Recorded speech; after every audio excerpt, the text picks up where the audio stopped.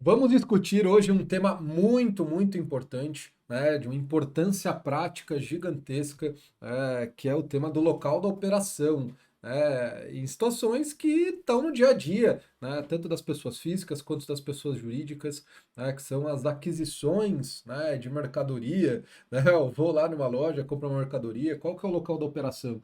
Né? E isso é importante porque vai definir a alíquota em especial do IBS, né, que vai ser utilizado aí no cálculo do imposto, nessa operação. E é exatamente isso que a gente vai abordar aqui, né, em situações diferentes, né, como que a gente vai definir esse local da operação. Então fica aqui, né, nesse vídeo, assista esse vídeo, né, ele vai ser bastante útil, né, a gente vai tratar aqui de situações que têm uma importância prática gigantesca. Né? Mas antes de eu pedir para rodar a vinhetinha, vamos fazer aquele combinado, né? Se ao final do vídeo o tema que eu abordei aqui foi útil para você, né? Ele te ensinou alguma coisa, né? Que você vai poder utilizar aí na sua vida profissional, na sua vida prática, né? Você vai pegar o seu dedinho e vai dar um like, é importante aqui para gente. E se inscreva também aqui no canal, né? Venha se tornar aí um acadêmico da reforma tributária, venha acompanhar, porque toda semana, né, a gente traz aí um vídeo novo, né, tratando aí de um tema relevante sobre a reforma tributária. Vamos lá, falei demais, né? Vamos rodar a vinhetinha e vamos para o vídeo já direto. Vamos começar a tratar desse tema que é muito, mas muito importante. Roda a vinhetinha, né? E vamos para o vídeo, vamos para o conteúdo.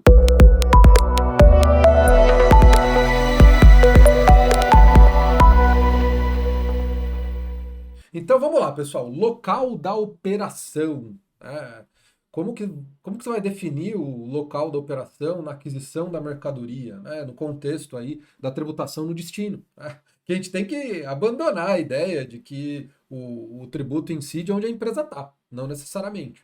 Né? Não necessariamente. Então a gente vai ter que se acostumar aí a raciocinar as operações, né, com mercadoria, com bem material, com imóvel, com serviço, né, usando lá os critérios do artigo 11. Exatamente, pessoal, anota esse artigo 11 da Lei Complementar 214. A gente vai, obviamente, abordar aqui nesse vídeo, né, uma pequenina parte aí desse artigo 11 da Lei Complementar 214. Tá? Então vamos lá. Local da operação. Primeiro, a gente tem que ter consciência por que é importante a gente saber o local da operação, né? Onde a operação ocorre. A principal finalidade é para definir a alíquota. Qual a alíquota, em especial do IBS, né? Porque da CBS não importa muito o local da operação, porque é todo o território nacional. Mas quando a gente fala de IBS, né, IBS estadual, IBS municipal, a gente precisa saber qual município, qual estado ocorreu aquela operação, para a gente saber qual é a alíquota. Qual é a alíquota, né, do IBS municipal, qual é a alíquota do IBS estadual que eu vou utilizar. Né? Então, pessoal, é importante aqui a gente saber o município. Óbvio, sabendo o município automaticamente, né, você sabe qual é o estado, porque o município necessariamente está localizado em um estado. Né? Então, se você sabe em qual município aconteceu aquela operação, você vai saber qual é o estado e aí você vai saber qual é a alíquota do IBS estadual. Aí você soma a alíquota do IBS estadual, do IBS municipal, eventualmente você vai ter que aplicar algum redutor, se está em algum regime diferenciado. Então é fundamental o local da operação. E a gente vai analisar aqui, né, os critérios que possam ser utilizados, né, nas aquisições de mercadorias, né, de operações com bens móveis materiais, né, ou mercadorias.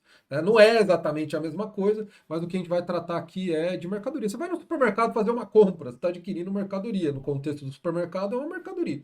Né? Então, qual que vai ser o critério? Qual que vai ser o local da operação aí para eu saber qual é a alíquota? Então vamos lá. Vamos aqui para o slide. Então vamos começar aqui. Eu trouxe alguns pontos.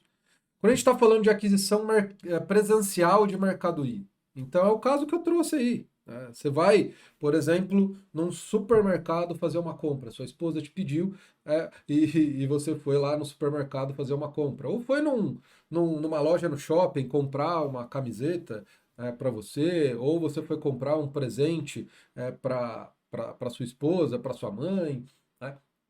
Então, você foi lá, e o importante aqui, nessas aquisições presenciais, você sai com a mercadoria do estabelecimento. Então, você foi fazer mercado, você vai sair com a sacolinha da loja, você vai sair com a sacolinha do supermercado e vai para casa com as mercadorias, né? Com os bens móveis, materiais que você adquiriu. O local da operação, nesse caso, vai ser o próprio local do estabelecimento, porque foi uma aquisição presencial, você foi até o estabelecimento. Então, você pega, por exemplo, vamos imaginar que você mora em Santo André, um município aqui na região metropolitana, mas você vai até um supermercado em São Paulo fazer as suas compras. Qual que vai ser o local da operação? Onde você reside? Não, né? Porque você foi fazer a compra presencialmente, lá no supermercado aqui no município de São Paulo. Então, o local da operação é no município de São Paulo, mesmo que você resida lá em Santo André ou em São Bernardo, em Guarulhos, em qualquer município, tá? Então, você mora em Santos. Veio visitar sua mãe aqui em São Paulo, passou num shopping aqui em São Paulo e foi comprar uma camiseta para você, uma camiseta para sua mãe. Como você fez, como você adquiriu essas mercadorias presencialmente, mesmo que você resida lá em Santos, o local da operação vai ser São Paulo, tá bom? E, obviamente, automaticamente, estado de São Paulo. Então, esse é o primeiro ponto. Só que você vai falar, pô, professor, tem as aquisições não presenciais, as compras online. Então, você entrou lá no site da Amazon, você vai querer comprar um livro para você. Né? O site da Amazon, o centro de distribuição, onde está lá os livros, né, vamos imaginar, está no município de Jundiaí. Mas você indicou lá o endereço aqui de São Paulo. Olha, eu quero que você entregue. Eu resido no endereço tal aqui no município de São Paulo, Rua X, bairro Y, né? Eu quero que você entregue nesse endereço. Pessoal, apesar de o centro de distribuição onde está o livro estar lá no município de Jundiaí, como é uma aquisição não presencial, o local da operação vai ser aqui no município de São Paulo, porque você indicou o endereço de entrega, e aqui o endereço de entrega é importante, né, para que a Amazon te entregue o livro que você adquiriu. Né? Então, esse é um ponto importante. Mas se você está adquirindo, você é o adquirente, aquele que está pagando, mas indicar um outro endereço, eu moro em São Paulo, mas eu quero dar um livro de presente para um amigo meu que mora em Ribeirão Preto. Eu vou colocar lá o endereço dele, lá de Ribeirão Preto. Qual que vai ser o local da operação? O local do domicílio do adquirente, que é eu que estou pagando, que estou passando o cartão de crédito, ou lá o município onde eu indicar o endereço para a Amazon entregar? É lá no endereço onde eu indicar para a Amazon entregar. Que é lá o local do destinatário. O destinatário é aquele que vai receber a mercadoria. E eu sou o adquirente, eu paguei, mas aqui não me interessa o local do adquirente, é o local aonde vai ser entregue a mercadoria, tá? Então vai ser lá no município de Ribeirão Preto, o local da operação. Beleza? Então vamos aqui para uma outra situação bastante frequente. Aquisição não presencial, retirada com veículo próprio. Aqui, pessoal, a gente precisa diferenciar, né? É, então, imagine que você mora em Santo André, mas você vem aqui numa loja de São Paulo adquirir uma geladeira. Mas você não vai sair com a geladeira da loja. Diferentemente quando você foi lá no supermercado e saiu com as compras do supermercado, você veio aqui presencialmente, né? Escolher a geladeira, você escolheu, mas você não vai sair com ela. Você falou, olha, eu quero que você entregue, vamos supor, na Fast Shop, nas Casas Bahia, quero que você me entregue lá na minha residência, lá no município de Santo André. E aí você vai indicar lá para o vendedor o local de entrega. Mesmo que você tenha comparecido presencialmente na loja, essa venda é considerada não presencial. Por quê? Porque você vai indicar um outro local de entrega, que é o local da sua residência. Você não vai sair com a geladeira da loja, né? Então, nesse caso, o local da operação não vai ser no município de São Paulo, onde está a loja, mas sim o endereço que você indicou para a empresa entregar, que é lá no município de Santo André. Um outro ponto que eu coloquei aqui, aquisição não presencial, mas retirada com veículo próprio. Imagina uma empresa em Belo Horizonte, que ela adquiriu insumos de uma indústria aqui de São Paulo. E aí, obviamente, não foi uma aquisição presencial, ela não veio aqui adquirir presencialmente. Mas ela, com um veículo próprio, ela não contratou nenhuma transportadora. Ela pegou um veículo próprio, então não tem nenhum contrato aqui de transporte. ela com veículo próprio, pediu lá para o funcionário, vinha aqui até o estabelecimento do fornecedor, que está em São Paulo, retirar esses insumos. Retirar esses insumos. Então, nesse caso, qual é o local da operação? É o local onde ocorreu a entrega. Como não houve aí um terceiro, um transportador envolvido, o adquirente pegou um veículo próprio e ele veio até o estabelecimento do fornecedor retirar essa mercadoria que ele adquiriu, eu vou considerar o local da entrega, o local da disponibilização, o local onde está o fornecedor. Então, nesse caso, o local da operação vai ser o município de São Paulo e não lá o município de Belo Horizonte. Por quê? Porque aqui não houve nenhum terceiro. Foi o próprio adquirente que veio retirar com veículo próprio a mercadoria que ele adquiriu aqui do fornecedor. Então, esse é um ponto importante também, tá? Um outro ponto agora é quando envolver um serviço de transporte. E aí a gente pode ter duas possibilidades. Eu posso ter um contrato CIF ou um contrato FOB. Então, o contrato CIF é quando o fornecedor, ele que se responsabiliza em entregar, contratar um transportador e entregar no local indicado pelo adquirente. O contrato FOB é quando o adquirente realmente ele vai se responsabilizar em contratar um terceiro, então é o adquirente que vai contratar o transportador para retirar a mercadoria, lá no estabelecimento do fornecedor. Então aqui um ponto é o seguinte, pessoal. O que a Lei Complementar 214, no seu artigo 11, ela coloca? Quando houver um transportador envolvido aí na entrega dessas mercadorias, o que que vai acontecer? Qual é o local da operação? Aqui eu não estou tratando do local da operação do serviço de transporte, é do local da operação referente à aquisição das mercadorias, né, pelo adquirente ali do fornecedor. Então, vamos imaginar uma empresa que está em Belo Horizonte adquirindo de uma empresa que está em São Paulo. Vamos imaginar primeiro o contrato CIF. Contrato CIF, pessoal, né? É o fornecedor que vai entregar, ele que vai contratar uma transportadora para entregar no local indicado pelo adquirente. O adquirente vai comunicar ao fornecedor: olha, eu quero que você me entregue aqui em Belo Horizonte. Ou, eu quero que você entregue no meu depósito fechado, lá em Uberlândia, ou em Uberaba, ou em Juiz de Fora, enfim, né, em algum município.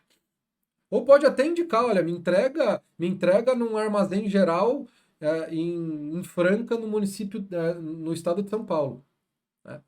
Então, o adquirente vai indicar o local onde ele quer que o fornecedor, né, disponibilize a mercadoria para ele, né? E aí é nesse local que vai ocorrer o local, que vai ser o local da operação.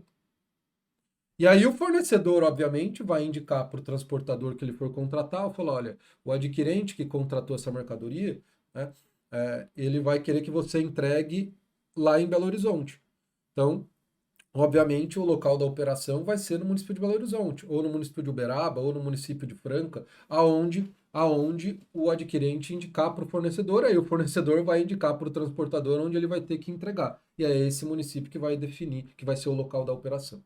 Já se é o adquirente, é a mesma lógica. A única coisa é o adquirente que vai contratar o fornecedor, que vai contratar o transportador. Então, o adquirente fala: olha, vai informar para o fornecedor: olha, eu vou querer, eu vou pedir para o meu transportador retirar aí a mercadoria, né? Mas como há o envolvimento de um transportador, não vai ser lá o local aonde o fornecedor entregar para o transportador que vai ser o local da operação. É aonde o transportador tiver que entregar, conforme indicado pelo adquirente. Então, o adquirente contratou um transportador e ele falou: olha, eu quero que você traga aqui até o município de Belo Horizonte. Então, você vai lá até o município de São Paulo, retire a mercadoria e traga aqui para mim, no município de Belo Horizonte. Veja que não há veículo próprio, houve a contratação de uma transportadora. Então, nesse caso, o local da operação não vai ser lá em São Paulo, vai ser aqui em Belo Horizonte, que é o local que o adquirente indicou para o transportador que ele contratou para ele entregar, né? Então, o adquirente vai ter que informar para o fornecedor, quando ele for emitir a nota fiscal de fornecimento dessa mercadoria, e indicar o município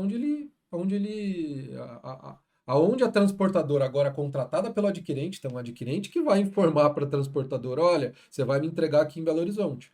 Eu já informei lá para o fornecedor, né, que você vai me entregar aqui em Belo Horizonte. Ele vai colocar lá no documento fiscal de fornecimento dessa mercadoria que o local do destino, né, o local da entrega, vai ser, o local da disponibilização vai ser aqui no município de Belo Horizonte. Isso vai ser importantíssimo para definir qual é a alíquota do IBS, né, aqui nessa operação. Ok, pessoal? Então era isso. Eu quis aqui resumir, né, resumir aqui bem essas situações, esses critérios que definem o local da operação na aquisição de mercadorias. Quis trazer aqui alguns exemplos práticos, algumas situações diferentes que vocês podem enfrentar aí no dia a dia de vocês. Tá? E aí, gostou do vídeo? Foi útil? Realmente tem uma importância prática gigantesca, né, essa situação, né? Então espero que tenha sido útil de alguma forma. Se foi útil, você gostou aqui da abordagem, você vai pegar seu dedinho e vai dar um like aí, né? Que é muito importante aqui pra gente que produz conteúdo, ficar sabendo, né, se vocês estão gostando. E aproveite aí, se inscreva aqui no canal, né, da Academia da Reforma Tributária, vem ser um acadêmico da Reforma Tributária. Se você realmente quiser se aprofundar, aí você quer ir para um outro nível, virar um especialista em reforma tributária, aqui na descrição do vídeo tem um link, né, para você ser o nosso assinante e ter acesso a todo o conteúdo, os nossos cursos, as nossas aulas ao vivo, todos os nossos materiais, aí realmente você vai aprender de verdade a reforma, sobre a reforma tributária, né? Participar dos nossos grupos de discussão, enfim, realmente se tornar um grande especialista em reforma tributária. Tá bom, pessoal? Então, vamos ficar por aqui e a gente se encontra aí no próximo vídeo. Tchau, tchau.